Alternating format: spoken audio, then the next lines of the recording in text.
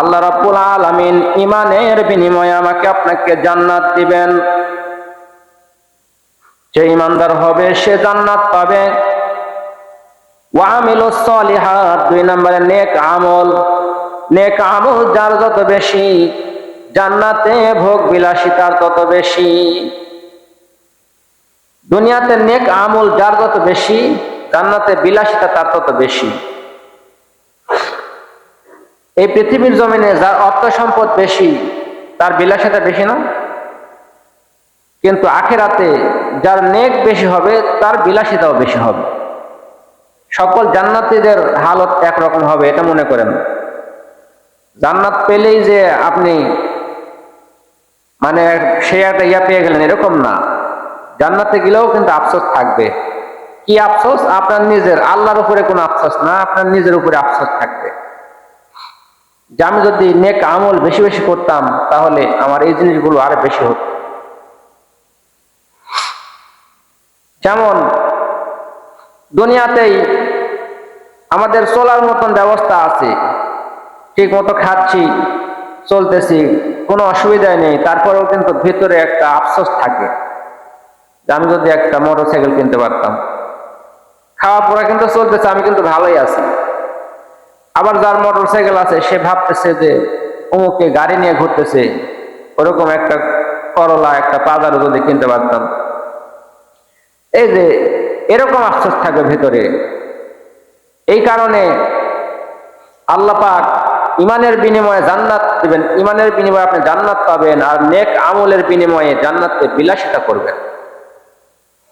যদি জান্নাতে, আখিরাতে যদি আপনি বিলাসী হইতে চান, তাহলে দুনিয়াতে নেক আমল বেশি বেশি করা লাগবে। নেক আমল কি? নেক মানে ভালো, আর আমল মানে কাজ, ভালো কাজ। এখন সব কাজে কি ভালো কাজ? সব কাজে কি ভালো কাজ?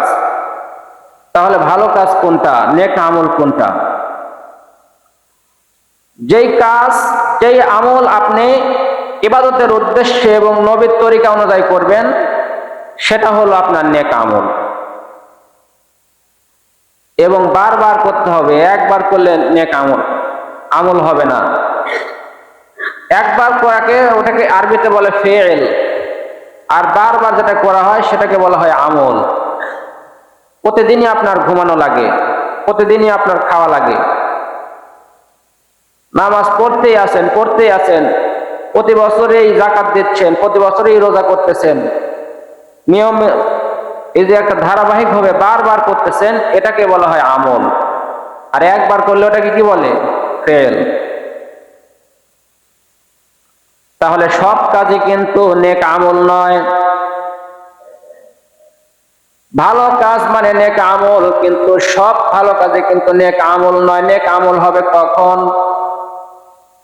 ওই কাজের ভিতরে আল্লাহর সন্তুষ্টি, ইবাদতের উদ্দেশ্য এবং নবীর তরিকা অনুযায়ী হওয়া লাগবে।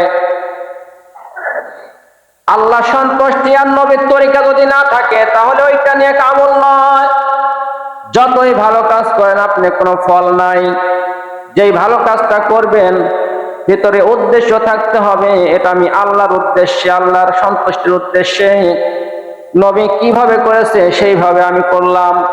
ওইটার নাম হলো নেক আমল। এই নেক আমল যার যত বেশি, আখিরাতে বিলাসিতাও তার তত বেশি। কিন্তু বর্তমানে লক্ষ্য করলে দেখা যায় নেক আমলের চাইতে বদ আমলে বেশি। চারিদিকে তাকালে কি বুঝতে পারেন? নেক আমল বেশি না বদ আমল বেশি? নেক আমলের মানুষ কয়জন পাওয়া যায়? এর পিছনে কারণ কি? এর পিছনে কারণ হলো আমাদের ভিতরে আছে কুস্বভাব। কুস্বভাবটাকে যদি সুস্বভাব করতে চান, তাহলে আমাকে আপনাকে মেহনত করা লাগবে, পরিশ্রম করা লাগবে। আদ-দুনিয়া ও মাজরাআতুল আখিরাহ, দুনিয়া হলো আখিরাতের ক্ষেত স্বরূপ ক্ষেত। ক্ষেত মানে কি? জমি। জমিতে আপনি ফসল ফলাবেন, মেহনত করা ছাড়াই নাকি মেহনত করা লাগবে? জমির থেকে আপনি ফসল নেবেন, তাহলে এই জমিতে কি মেহনত করা লাগবে না করা লাগবে না? মেহনত ছাড়া কি ফসল হবে?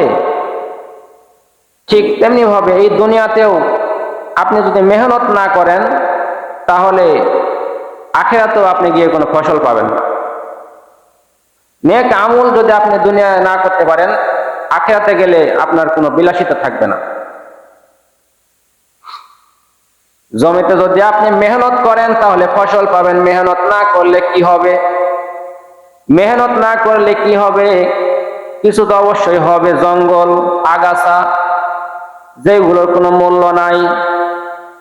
দুনিয়াতে যদি মেহনত না করেন, নেক আমলের মেহনত না করেন, তাহলে হাসরের ময়দানেও আপনি রিক্ত হস্তে খালি হাতে উঠা লাগবে। দুনিয়াতে যদি নেক আমল না করেন, হাসরের ময়দানে খালি হাতে গিয়ে ওঠা লাগবে। আপনার জমিতে যদি আপনি আবাদ না করেন, মেহনত না করেন, তাহলে জমির থেকেও কিছুই পাবেন না, পাবেন জঙ্গল, আগাছা।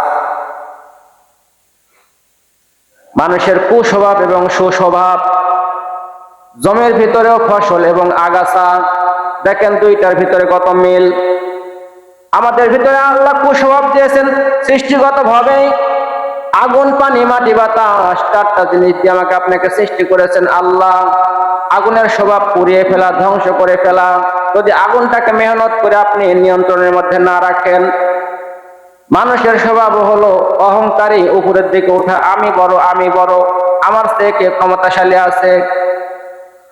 মাটির স্বভাব হলো লুকিয়ে রাখা, আমাদের স্বভাব হলো গোপন রাখা। সঠিক কথা গোপন রেখে ঘোরা পেঁচায় কথা বলতেছি, এই কুস্বভাবটা আল্লাহ আমাদের ভিতরে দিয়েছেন। বাতাসের স্বভাব হলো উপরের দিকে ওঠা, উপরের দিকে ওঠা, বেলুনের মধ্যে ভয় না, তার মধ্যে ফলেন উপরের দিকে উঠতে থাকবে। মানুষের ভিতরে অহংকারে ভরা। এরকম ভাবে সবগুলা দোষ দিয়ে আল্লাহ মানুষকে সৃষ্টি করেছে। এই দোষগুলাকে যদি গুণ বানাইতে চান তাহলে মেহনত করা লাগবে।